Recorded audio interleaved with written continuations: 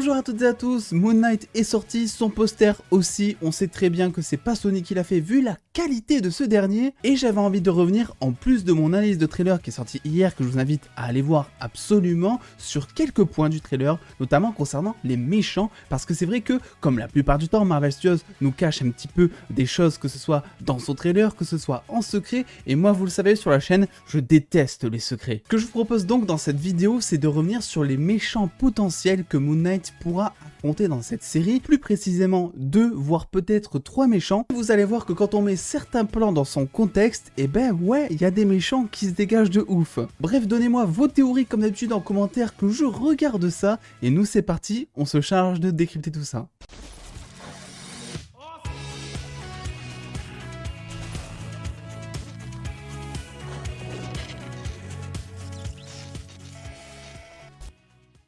Saviez-vous que dans ce trailer, il y a plein de personnages qui ne sont pas montrés? Bon, là, c'est pas une grande surprise, je vous apprends pas vraiment grand-chose, on va dire, c'est le but d'un trailer, de pas tout révéler, n'est-ce pas? Sauf qu'il y a quelques mois, on a appris que l'acteur Gaspard Ulliel, un acteur qui plus est français, avait été casté dans la série sous le rôle de Anton Mogart. Et je me permets de mettre pause très vite fait sur cette vidéo, vu que pendant mon montage, on a appris que l'acteur venait de décéder des suites d'un accident grave de ski, selon un communiqué donc de son agence. Alors a priori, la série est prête depuis maintenant un petit moment, donc ça change rien, l'acteur devrait toujours apparaître sous son rôle dans Moon Knight, mais il fallait quand même vous informer, préciser ça, vous dire aussi que du coup ça risque d'être compliqué pour lui d'être dans la suite de l'aventure du MCU. Toutes nos pensées vont évidemment à sa famille, et puis voilà, désolé pour ce petit passage un petit peu négatif, mais qui me semblait nécessaire. On peut retrouver maintenant la gaieté de la suite de cette vidéo. Anton Mogart dans les comics se fait appeler tout simplement Midnight Man, et si vous connaissez Catwoman du côté de chez DC,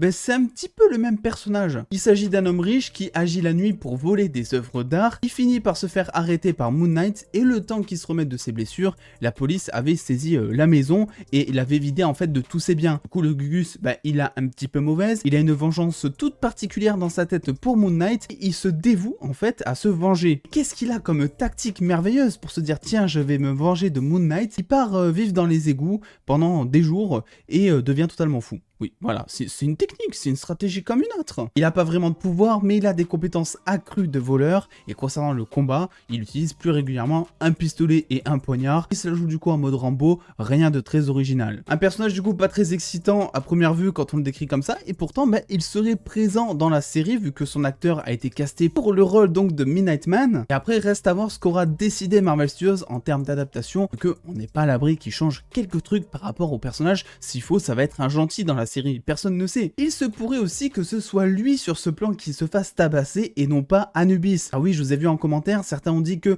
Anubis, c'est vrai, c'est quand même le dieu de la mort, et c'est assez bizarre qu'il se fasse autant défoncer facilement sans que Moon Knight ait une seule déchirure sur la cape ou une seule égratignure à première vue. On le sait, Mars Spector est sujet aux hallucinations, que ce soit dans la série, mais aussi et surtout dans les comics. Du coup, qui sait, peut-être qu'en fait, il est vraiment en train de tabasser un humain. Il pourrait être à ce moment-là d'ailleurs Midnight Man, vu qu'on a l'air de se trouver d'ailleurs dans un musée et que lui il vole des œuvres d'art, mais que Mark Spector, à cause donc des pouvoirs de vengeance que lui a filé son dieu en le ressuscitant, voit une toute autre personne et voit en ses criminels tout simplement Anubis. Ça pourrait être d'ailleurs à titre de comparaison le même genre d'hallucination qu'il a dans l'ascenseur où il voit Khonshu, pour ensuite que ça finisse en vieille dame qui rigole parce qu'il a perdu ses lentilles de contact. Un autre personnage dont on a beaucoup parlé et dont on va beaucoup parler parce que moi je le trouve hyper intéressant, c'est le personnage de Ethan Hawke qui dans le trailer laisse supposer, et c'est même pas une supposition, c'est officiel, qui jouera donc le docteur Arthur Harrow. Le docteur Arthur Harrow, c'est un scientifique fou avec la moitié du visage défiguré, il est obsédé par la douleur et il cherche désespérément un remède à son problème en se moquant des conséquences que ça peut avoir. Ce qui signifie, quand je dis ça, tuer un maximum de personnes pour faire des expériences dessus. Et je pense, et j'en suis quasi certain, que le personnage va être adapté, voire fusionné avec un autre personnage des comics. Parce que bon, Arthur Harrow, même si c'est un méchant de Moon Knight dans les comics, il apparaît qu'une seule fois, donc c'est assez étrange finalement que Marvel Studios le mette au devant de la scène pour la première adaptation live action de Moon Knight. Et en plus, ben, on a connu ça quasiment dans toutes les séries de Marvel Studios, des fusions de personnages. Rappelez-vous dans Loki avec Sylvie, qui était un mélange dans les comics entre Lady Loki et l'Enchantress. De la même manière aussi pour le Power Broker, qui a été adapté pour être Sharon Carter. Je pense donc que Arthur Harrow est en fait une adaptation live action du Roi Soleil ou du Sun Sun King en VO. Ça sonne beaucoup mieux Sun King. Le Sun King est un personnage donc qui est atteint de bipolarité, bien souvent calme, il a certains troubles qui le poussent à commettre des actes violents. Et pour ça, il se fait d'ailleurs enfermer à l'asile Ravencroft que l'on a déjà pu voir sur grand écran dans The Amazing Spider-Man 2 ou encore dans Venom Let There Be Carnage. Un asile donc qui est spécialisé surtout dans l'étude des êtres, disons, particuliers et en même temps fous furieux. Et son histoire ici ne fait que commencer vu que c'est dans cet asile que le docteur Emmett conclut que son état psychologique est assez proche de celui de Mark Spector et de son trouble de l'identité. Oui, Mark Spector était un ancien patient du docteur et rappelez-vous, dans mon analyse, on avait fait le rapprochement sur ce plan avec un plan du teaser de She-Hulk disant que Hulk pouvait aider Mark à contrôler ses identités. Mais si, en fait, sur ce plan, ce n'était pas Bruce Banner, ce n'était pas la cage de Hulk que l'on voit dans le teaser, non, si c'était l'asile Ravencroft. Après tout, Oscar Isaac porte une tenue toute blanche, ce qui, c'est vrai, porte à confusion parce que de base, Mark Spector porte toujours du blanc à cause de Moon Knight, mais il pourrait s'agir aussi d'une espèce de camisole ou d'une tenue justement de psychopathe dans un asile. On voit qu'il est enfermé, on voit qu'il a l'air d'être ici peut-être contre son gré peut-être. Donc oui, une des possibilités est de dire ici que Mark Spector s'est rendu dans l'asile Ravencroft peut-être pour se faire soigner étant donné qu'il connaît pas son problème dès le départ et que la personne que l'on voit ici en flou pourrait être le docteur Emmett. Le même docteur donc qui a soigné Mark Spector mais aussi le Roi Soleil dans les comics. La parenthèse étant fermée, le docteur Emmett il sait que Mark Spector s'est directement fait influencer par le dieu Khonshu, qui est soit dit en passant le dieu de la lune et de la vengeance. Du coup il va tenir part de cette expérience pour son nouveau patient, donc le Roi Soleil, et décide de lui inculquer toute la mythologie égyptienne, plus particulièrement centrée sur Amon-Ra,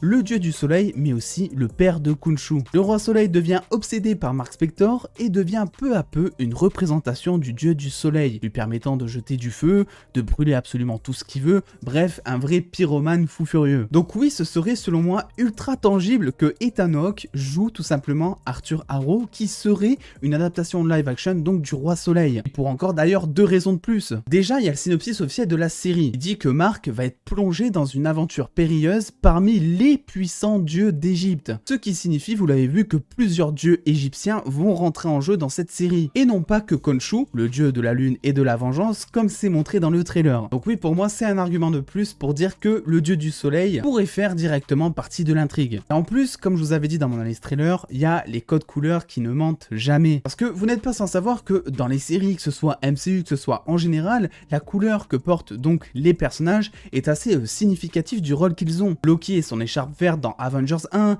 Wanda et sa veste rouge dans WandaVision, Falcon en bleu pour les couleurs du Captain America, bref, on pourrait passer 40 ans à faire ce genre de comparaison. Alors expliquez-moi pourquoi Ethan Hawke, alias Arthur Harrow, alias peut-être du coup le Roi Soleil qui a des pouvoirs qui retombent directement du dieu du soleil d'Égypte, est habillé en rouge, la couleur du soleil. Expliquez-moi aussi pourquoi il a l'air de diriger une secte de la même manière que le Roi Soleil dans les comics qui rassemble des adeptes pour l'aider dans sa lutte contre Mark Spector. Des adeptes qui ont d'ailleurs l'air d'être armés comme le montre ce plan, ça pourrait être du coup donc les sbires d'Ethan Hawke que l'on voit dans cette course-poursuite du trailer, ou encore ici à moitié mort dans le teaser, totalement défoncé par Mark Spector avant qu'il ne reprenne l'identité de Steven Grant. Et enfin, vu que l'on parle de plusieurs dieux, comme le dit le synopsis, je pense qu'il est toujours possible, selon moi, que Anubis soit de la partie. Que ce soit lui sur ce plan, comme j'avais théorisé ou pas, il doit normalement ramener les morts dans son monde, c'est son objectif. Chose que Mark Spector a totalement évité, la voie naturelle des choses, il lui a dit c'est ciao, en se faisant ressusciter justement. Donc oui, il est possible que durant les 6 épisodes, ou durant une bonne partie en tout cas, Anubis traque Mark Spector pour le ramener dans son monde des morts. Il y a une autre théorie qui court un petit peu que je vais évoquer concernant ce plan où on peut dire qu'il pourrait s'agir de Werewolf by Night. Werewolf by Night, c'est horrible à dire. Werewolf by Night. Vous arrivez à le dire, c'est incroyable. Werewolf by Night, donc, que je n'arrive toujours pas à dire après 10 essais de cette phrase, est un personnage hanté par une malédiction, le faisant devenir, à notre plus grande surprise, un loup-garou, bien présent dans les comics contre Moon Knight justement, et qui aura droit, en plus de ça, à son propre projet en live action sur Disney+ cette année pour Halloween. Et ça, c'est officiel. Il est donc facile de penser, c'est vrai, que le personnage pourrait être présent dans Moon Knight pour, on va dire, contribuer à la coutume de Marvel Studios de lier les projets entre eux. Du coup, oui, cette scène où on voit Moon Knight défoncer un monstre pourrait être Anubis, comme je le pense, mais pourrait être aussi Werewolf by Night. À voir selon ce que vous préférez, vous, en commentaire. Des précisions du coup, selon moi, qui ne mange pas de pain, quoi de mieux que d'avoir un antagoniste qui a lui aussi des troubles de la personnalité, Ethan Hawke lui disant peut-être à un moment, mais écoute Steven ou Mark ou quelle que soit son identité à ce moment-là, tu es comme moi en fait, moi aussi, j'ai traversé tout ça, viens, je peux t'aider, j'ai de l'expérience, et essayer de manipuler comme ça Oscar Isaac pour arriver à un but dont on ne connaît pas encore l'issue. Mais je pense que Mark Spector ou une de ces 3, 4 identités, 5, parce qu'on ne sait pas si de nouvelles identités vont être créées spécifiquement pour la série, va être d'accord, il va y avoir un gros combat, ça va être incroyable, cette série me chauffe énormément. Bref, dites-moi ce que vous pensez un petit peu de ces théories concernant donc ces personnages qui seraient présents dans Moon Knight. N'oubliez pas de lâcher un petit pouce bleu si cette vidéo vous a plu et de venir me suivre sur Instagram et Twitter pour beaucoup plus de moi. Je sais même plus quoi dire en fait. Venez me suivre. Et en attendant les dos, prenez soin de vous, faites-vous bien kiffer. Des bisous les dos.